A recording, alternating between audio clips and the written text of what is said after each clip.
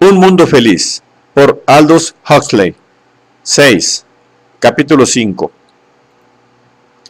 Hacia las 8 de la noche, la luz empezó a disminuir. Los altavoces de la torre del edificio del club de Stock Poges anunciaron con voz atenorada, más aguda de lo normal, en el hombre, el cierre de los campos de golf. Lenina y Henry abandonaron su partida y se dirigieron hacia el club. De las instalaciones del Trust de secreciones internas y externas llegaban los mugidos de los millares de animales que proporcionaban, con sus hormonas y su leche, la materia prima necesaria para la gran factoría del Farnham Royal.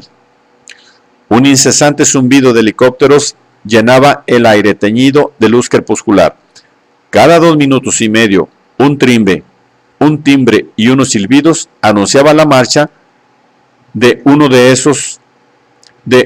los trenes monorraíles ligeros que llevaban a los jugadores de golf de casta inferior de vuelta a la metrópoli.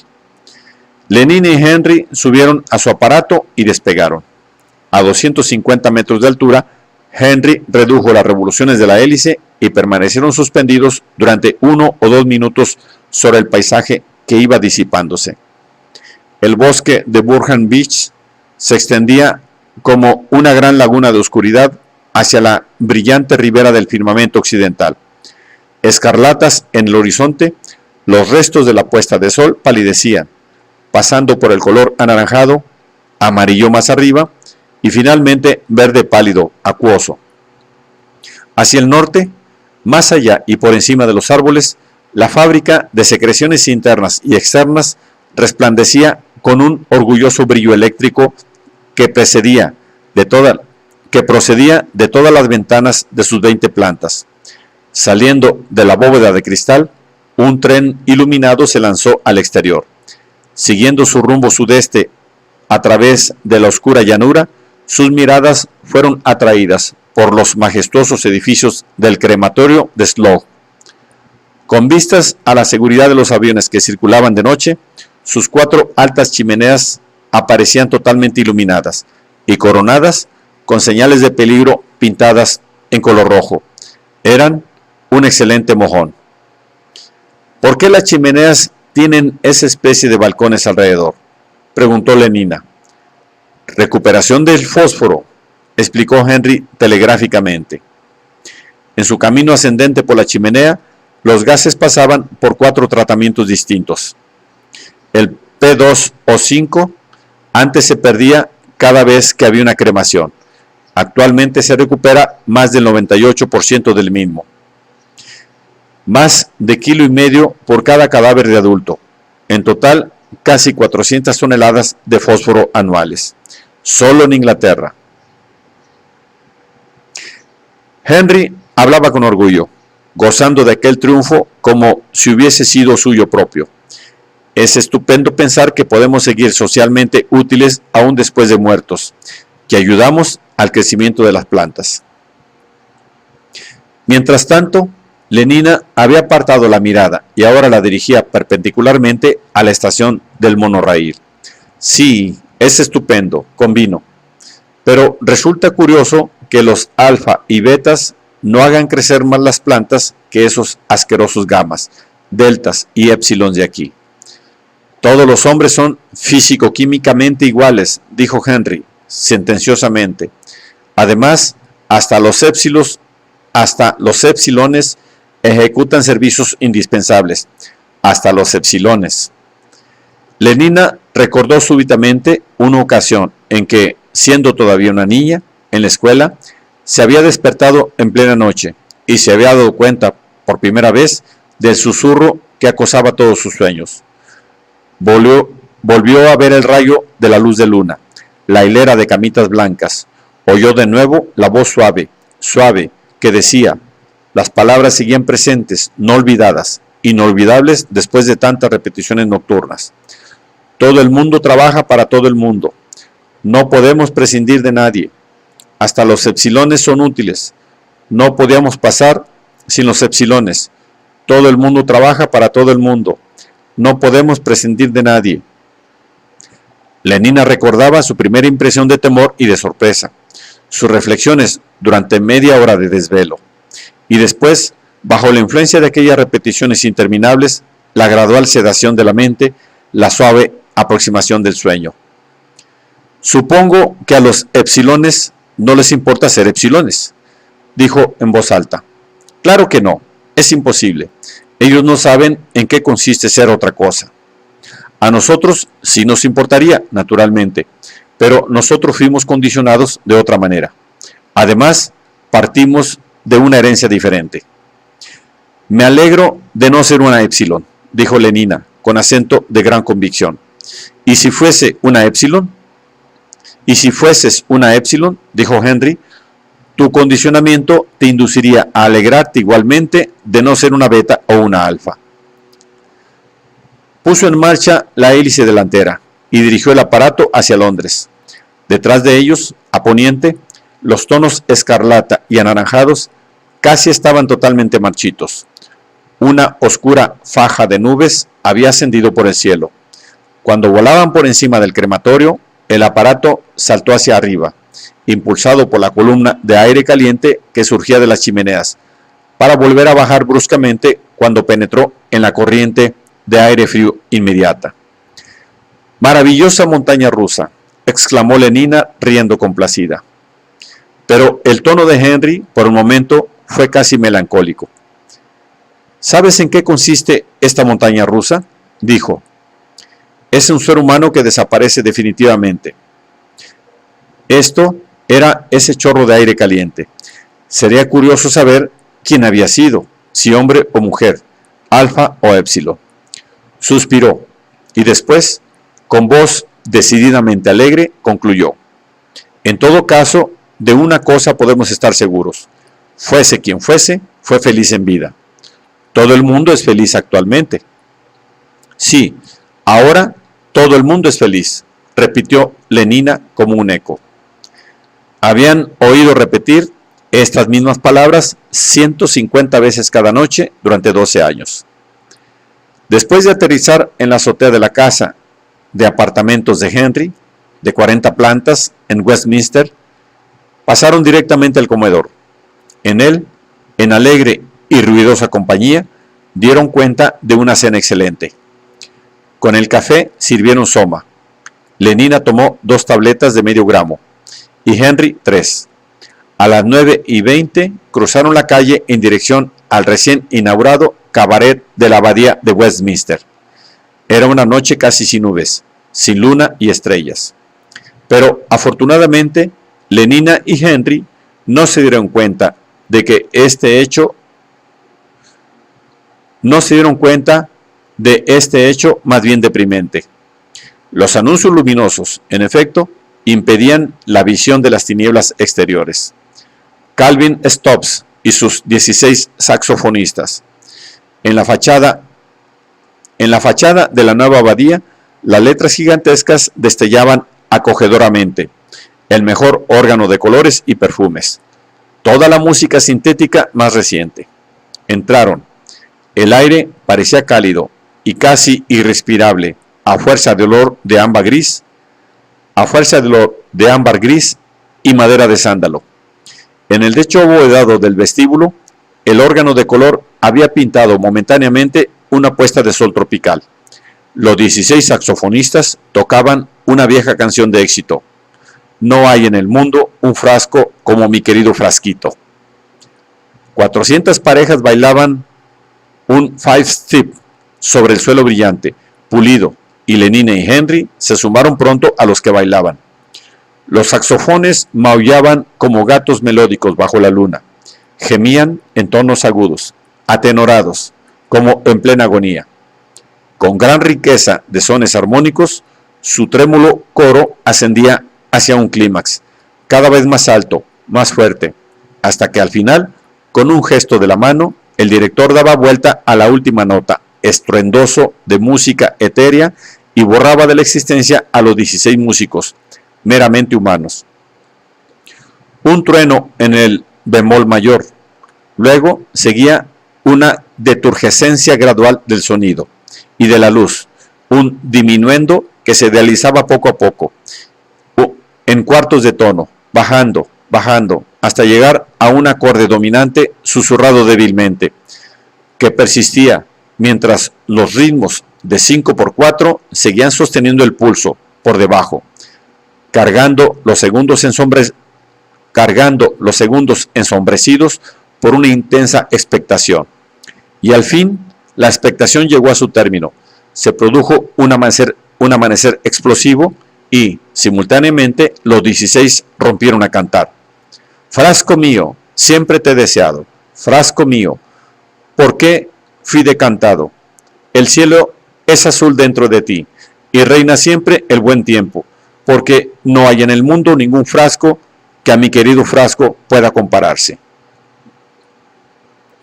Pero mientras seguían el ritmo, junto con las otras 400 parejas, alrededor de la pista de la abadía de Westminster, Lenine y Henry bailaban ya en otro mundo, el mundo cálido, abigarrado, infinitamente agradable, de las vacaciones y del Soma. Cuán amables, guapos y divertidos eran todos. Frasco mío, siempre te he deseado. Pero Lenine y Henry tenían ya lo que deseaban. En aquel preciso momento se hallaban dentro del frasco, a salvo, en su interior, gozando del buen tiempo y del cielo perennemente azul. Y cuando, exhaustos, los 16 dejaron los saxofones y el aparato de música sintética empezó a reproducir las últimas creaciones en blues malthusianos lentos, Lenine y Henry hubieran podido ser dos embriones mellizos que girasen juntos entre las olas de un océano embotellado de sucedáneo de la sangre. Buenas noches, queridos amigos. Buenas noches, queridos amigos. Los altavoces velaban sus órdenes bajo una cortesía campechana y musical. Buenas noches, queridos amigos. Obedientemente, con todo lo demás, Lenina y Henry salieron del edificio. Las deprimentes estrellas habían avanzado un buen trecho en su ruta celeste, pero aunque el muro aislante de los anuncios luminosos se había desintegrado ya en gran parte, los dos jóvenes conservaron su feliz ignorancia de la noche. Ingerida media hora antes del cierre, aquella segunda dosis de Soma había levantado un muro impenetrable entre el mundo real y sus mentes. Metido en su frasco ideal, cruzaron la calle. Igualmente enfrascados, subieron en el ascensor al cuarto de Henry, en la planta número 25. Y a pesar de seguir enfrascada y de aquel segundo gramo de Soma, Lenina no se olvidó de tomar las precauciones anticoncepcionales reglamentarias. Años de hipnopedia intensiva y, de los 12 años a los 16, ejercicios malthusianos 3 veces por semana, habían llegado a hacer tales precauciones casi automáticas e inevitables como el parpadeo. Esto me recuerda, dijo al salir del cuarto de baño, que Fanny Crown quiere saber dónde encontraste esa cartuchera de sucedáneo de cuero verde que me regalaste. 2. Un jueves sí y otro no. Bernard tenía su día de servicio y solidaridad. Después de cenar temprano en el Aphroditeum, del cual Helmut había sido elegido miembro de acuerdo con la regla segunda, se despidió de su amigo y, llamando un taxi en la azotea, ordenó al conductor que volara hacia la cantoría comunal de Fordson. El aparato ascendió unos 200 metros. Luego puso rumbo al este y, al dar la vuelta, apareció ante los ojos de Bernard, gigantesca y hermosa, la cantoría. «Maldita sea, llego tarde», exclamó Bernard para sí, cuando echó una ojeada al Big Henry, el reloj de la cantoría. Y en efecto, mientras pagaba el importe de la carrera, el Big Henry dio la hora. Ford cantó una inmensa voz de bajo a través de las trompetas de oro. «Ford, Ford, Ford», 9 veces. Bernard se dirigió corriendo hacia el ascensor. El gran auditorium para las celebraciones del Día de Ford y otros cantos comunitarios masivos se hallaba en la parte más baja del edificio. Encima de esta sala enorme se hallaban 100 en cada planta, las 7.000 salas utilizadas por los grupos de solidaridad para sus servicios bisemanales. Bernard bajó al piso 33. Avanzó apresuradamente por el pasillo y se detuvo, vacilando un instante, ante la puerta de la sala número 3210. Después, tomando una decisión, abrió la puerta y entró. Gracias a Ford, no era el último. 3 sillas de las 12 dispuestas en torno a una mesa circular permanecían desocupadas. Bernard se deslizó hasta la más cercana, procurando llamar la atención lo menos posible, y disponiéndose a mostrar un ceño fruncido a los que llegarían después. Volviéndose hacia él, la muchacha sentada a su izquierda le preguntó: ¿A qué has jugado esta tarde? ¿A obstáculos o a electromagnético? Bernard la miró. Ford era Morgana Rothschild y, sonrojándose, tuvo que reconocer que no había jugado ni lo uno ni lo otro. Morgana le miró asombrada y siguió un penoso silencio. Después, intencionadamente, se volvió de espaldas y se dirigió al hombre sentado a su derecha, de aspecto más deportivo. Buen principio para un servicio de solidaridad, pensó Bernard, compungido, y previó que volvería a fracasar en sus intentos de comunión con sus compañeros. Si al menos se hubiese concedido tiempo para echar una ojeada a los reunidos, en lugar de deslizarse hasta la silla más próxima, hubiera podido sentarse entre Fifi Bradlow y Johanna Diesel. En lugar de hacerlo así, había tenido que sentarse precisamente al lado de Morgana. Morgana, Ford, aquellas cejas negras de la muchacha. Oh, aquella ceja, mejor, porque las dos se unían encima de la nariz. Ford. A su derecha estaba Clara Detering. Cierto que las cejas de Clara no se unían en una sola, pero realmente era demasiado neumática. En tanto que Fifi y Johanna estaban muy bien, regordetas, rubias, no demasiado altas. Y aquel patán de Tom Kawaguchi había tenido la suerte de poder sentarse entre ellas. La última en llegar fue Sarojini Engels. «Llega usted tarde», dijo el presidente del grupo con severidad. «Que no vuelva a ocurrir». El presidente se levantó, hizo la señal de T y, poniendo en marcha la música sintética, dio suelta al suave e incansable redoblar de los tambores y al coro de instrumentos, casi viento y supercuerda, que repetía con estridencia una y otra vez la breve e inevitablemente pegadiza melodía del primer himno de solidaridad. Una y otra vez, y no era ya el oído el que captaba el ritmo, sino el diafragma. El quejido y estridor de aquellas armonías repetidas obsesionaba no ya la mente, sino las suspirantes entrañas de compasión. El presidente hizo otra vez la señal de la T y se sentó. El servicio había empezado. Las tabletas de soma consagradas fueron colocadas en el centro de la mesa. La copa del amor, llena de soma, en forma de helado de fresa, pasó de mano en mano, con la fórmula: bebo por mi aniquilación. Luego, con el acompañamiento de la orquesta sintética, se cantó el primer himno de solidaridad. Ford, somos 12, haz de nosotros uno solo, como gotas en el río social. Haz que corramos juntos, rápidos, como tu brillante carraca. 12 estrofas suspirantes. Después, la copa del amor pasó de mano en mano por segunda vez. Ahora la fórmula era: bebo por ser el más grande. Todos bebieron. La música sonaba, incansable. Los tambores redoblaron. El clamor y el estridor de las armonías se convertían en una obsesión en las entrañas fundidas. Cantaron el segundo himno de solidaridad. Ven, oh ser más grande, amigo social, a aniquilar a los 12 en uno. Deseamos morir, porque cuando morimos, nuestra vida más grande apenas ha comenzado. Otras 12 estrofas. A la sazón, el soma empezaba a producir efectos. Los ojos brillaban, las mejillas ardían.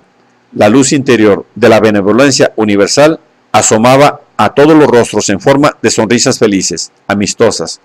Hasta Bernard se sentía un poco conmovido. Cuando Morgana Rothschild se volvió y le dirigió una sonrisa radiante, él hizo lo posible por corresponderle. Pero la ceja, aquella ceja negra, única, ¡ay!, seguía existiendo. Bernard no podía ignorarla, no podía, por mucho que se esforzara. Su emoción, su fusión con los demás, no había llegado lo bastante lejos. Tal vez, si hubiese estado sentado entre Fifi y Johanna, por tercera vez la copa del amor hizo la ronda. Bebo por la inminencia de su advenimiento, dijo Morgana Rothschild, a quien, casualmente, había correspondido iniciar el rito circular. Su voz sonó fuerte, llena de exultación. Bebió y pasó la copa a Bernard. Bebo por la inminencia de su advenimiento, repitió este en un sincero intento de sentir que el advenimiento era inminente. Pero la ceja única seguía obsesionándole, y el advenimiento, en lo que a él se refería, estaba terriblemente lejano. Bebió y pasó la copa a Clara Detering. Volveré a fracasar, se dijo, estoy seguro, pero siguió haciendo todo lo posible para mostrar una sonrisa radiante. La copa del amor había dado ya la vuelta. Levantando la mano, el presidente dio una señal. El coro rompió a cantar el tercer himno de solidaridad. ¿No sientes cómo llega el ser más grande? Alégrate, y al alegrarte muere. Fúndete en la música de los tambores, porque yo soy tú, y tú eres yo. A cada nuevo verso aumentaba en intensidad la excitación de las voces. El presidente alargó la mano, y de pronto una voz fuerte y grave, más musical que cualquier otra voz meramente humana, más rica, más cálida, más vibrante de amor, de deseo y de compasión. Una voz maravillosa, misteriosa, sobrenatural, habló desde un punto situado por encima de sus cabezas. Lentamente, muy lentamente, dijo: «Oh Ford, Ford, Ford», en una escala que descendía y disminuía gradualmente. Una sensación de calor irradió, estremecedora, desde el plexo solar a todos los miembros de cada uno de los cuerpos de los oyentes. Las lágrimas asomaron en sus ojos, sus corazones, sus entrañas, parecían moverse en su interior, como dotados de vida propia. Ford, se fundían, Ford, se disolvían. Después, en otro tono, súbitamente, provocando un sobresalto, la voz trompeteó: «Escuchad, escuchad». Todos escucharon. Tras una pausa, la voz bajó hasta convertirse en un susurro, pero un susurro en cierto modo más penetrante que el grito más estentóreo. «Los pies del ser más grande», prosiguió la voz. El susurro casi expiró. «Los pies del ser más grande están en la escalera». Y volvió a hacerse el silencio, y la expectación, momentáneamente relajada, volvió a hacerse tensa, cada vez más tensa, casi hasta el punto de desgarramiento. Los pies del ser más grande, oh sí, los oían sus pisadas, bajando suavemente la escalera, acercándose progresivamente por la invisible escalera. Los pies del ser más grande, y de pronto se alcanzó el punto de desgarramiento. Con los ojos y los labios abiertos, Morgana Rothschild saltó sobre sus pies. «¡Lo oigo!», gritó. «¡Lo oigo! ¡Viene!», chilló Sarojini Engels. «Sí, viene, lo oigo». Fifi Bradlaugh y Tom Kawabashi se levantaron. «¡Oh, oh, oh!», exclamó Johanna. «¡Viene!», exclamó Jean Bokanowski. El presidente se inclinó hacia adelante y, pulsando un botón, soltó un delirio de cámbalos e instrumentos de metal. Un delirio de címbalos e instrumentos de metal. Una fiebre de tantanes. «¡Oh, ya viene!», chilló Clara Detering. «¡Ay!». Y fue como si la degollaran. Comprendiendo que le tocaba el turno de hacer algo, Bernard también se levantó de un salto y gritó: «¡Lo oigo! ¡Ya viene!». Pero no era verdad. No había oído nada y no creía que llegara nadie. Nadie, a pesar de la música, a pesar de la exaltación creciente. Pero agitó los brazos y chilló como el mejor de ellos. Y cuando los demás empezaron a sacudirse, a herir el suelo con los pies y arrastrarlos, los imitó debidamente. Empezaron a bailar en círculo, formando una procesión, cada uno con las manos en las caderas del bailarín que le precedía. Vueltas y más vueltas, gritando al unísono, llevando el ritmo de la música con los pies y dando palmadas en las nalgas que estaban delante de ellos. 12 pares de manos palmeando como una sola, 12 traseros resonando como uno solo, 12 como uno solo, 12 como uno solo. Lo oigo venir. La música aceleró su ritmo, los pies golpeaban más deprisa y las palmadas rítmicas se sucedían con más velocidad. Y, de pronto, una voz de bajo sintético soltó como un trueno las palabras que anunciaban la próxima unión y la consumación final de la solidaridad, el advenimiento del 12 en 1, la encarnación del ser más grande. Orgía, porfía, cantaban, mientras los tantanes seguían con su febril tambaleo. Orgía, porfía, for y diversión. Besad a las chicas y hacedlas uno. Los chicos a la una, con las chicas en paz. La orgía, porfía, libertad os da. Orgía, porfía. Los bailarines recogieron el estribillo litúrgico. Orgía, porfía, for y diversión. Besad a las chicas y hacedlas uno. Y mientras cantaban, las luces empezaron a oscurecerse lentamente, y al tiempo que cedía su intensidad, se hacían más cálidas, más ricas, más rojas, hasta que al fin bailaban a la escarlata luz crepuscular de un almacén de embriones. Orgía, porfía. En las tinieblas fetales, color de sangre, los bailarines siguieron circulando un rato, llevando el ritmo infatigable con pies y manos. Orgía, porfía. Después, el círculo osciló y se rompió, y cayó desintegrado parcialmente en el anillo de divanes que rodeaban con círculos concéntricos la mesa y sus sillas planetarias. Orgía, porfía. Tiernamente, la grave voz arrullaba y sureaba, y en el rojo crepúsculo era como si una enorme paloma negra se cirniese, benévola, por encima de los bailarines, ahora en posición supina o prona. Se hallaban de pie en la azotea. El Big Henry acababa de dar las 12. La noche era apacible y cálida. «Fue maravilloso, ¿verdad?», dijo Fifi Bradlaugh. «¿Verdad que fue maravilloso?». Miró a Bernard con expresión de éxtasis, pero de un éxtasis en el cual no había vestigios de agitación o excitación, porque estar excitado es estar todavía insatisfecho. «¿No te pareció maravilloso?», insistió, mirando fijamente a la cara de Bernard con aquellos ojos que lucían con un brillo sobrenatural. «Oh, sí, lo encontré maravilloso», mintió Bernard, y desvió la mirada. La visión de aquel rostro transfigurado era a la vez una acusación y un irónico recordatorio de su propio aislamiento. Bernard se sentía ahora tan desdichadamente aislado como cuando había empezado el servicio, más aislado a causa de su vaciedad no llenada, de su saciedad mortal, separado y fuera de la armonía, en tanto que los otros se fundían en el ser más grande. «Maravilloso, de verdad», repitió, pero no podía dejar de pensar en la ceja de Morgana.